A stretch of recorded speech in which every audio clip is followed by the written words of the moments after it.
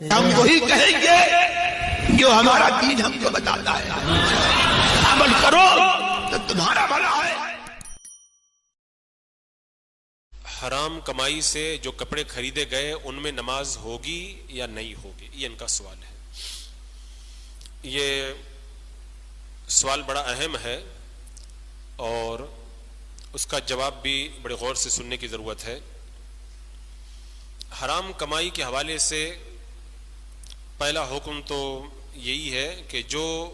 حرام کمائی میں مبتلا ہے اس کو چاہیے کہ اللہ کی بارگاہ میں سچے دل سے توبہ کرے اور حرام کمائی سے ہمیشہ کے لیے پرہیز کرنے کا اللہ کی بارگاہ میں عہد کرے اور اس عہد کو نبھائے، اس کی پابندی کرے، اور اس کے بعد میں جن لوگوں کا غلط حق اس نے دبا کر کے یا سود کے ذریعے یا رشوت کے ذریعے جو مال لیا ہے ان کو واپس لوٹائے۔ اب اگر کسی نے حرام کمائی سے کپڑا خریدا تو اس کپڑے میں نماز ہوگی یا نہیں ہوگی؟ تو اس حوالے سے فقہاء کرام کی تصریحات سے یہ پتہ چلتا ہے کہ حرام کمائی جو بعینی حرام ہے، کیونکہ جب حرام کمائی اگر حلال کمائی میں مل جائے تو اس کا حکم الگ ہے، اور اس سے اگر کوئی کپڑا خرید کے لایا تو اس کے اندر اس سے نماز پڑھے گا تو اس کے اندر کوئی حرج نہیں ہے، نماز ہو جائے گی۔ لیکن جو حرام ہی کا پیسہ ہے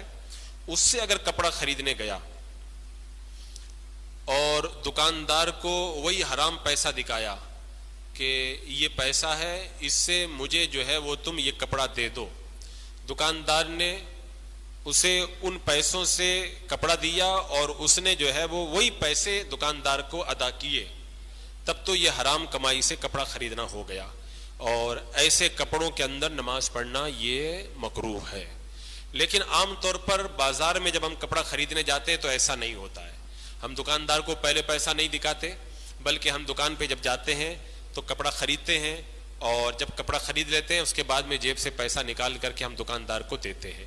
تو اس طریقے سے اگر کسی نے حرام کمائی سے کپڑا خریدا کہ پہلے دکاندار کو پیسہ نہیں دکھایا گیا بلکہ کپڑا خرید لیا، اس کے بعد میں اپنی جیب سے وہ حرام پیسہ نکال کر کے دے دیا، تو یہ عقد اور نقد دونوں حرام کمائی پر جمع نہیں ہوئے۔ تو اس طریقے